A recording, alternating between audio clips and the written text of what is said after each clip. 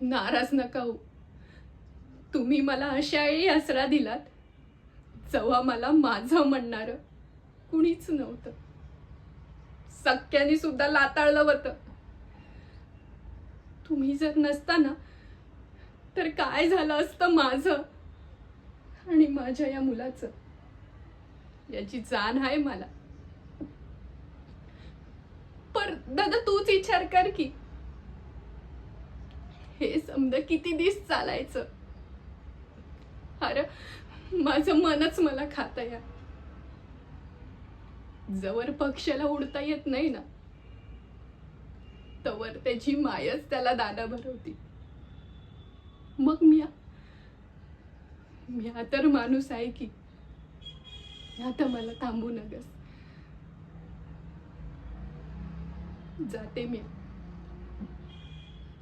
अन काही चुकलं असेल ना तर माफ कर.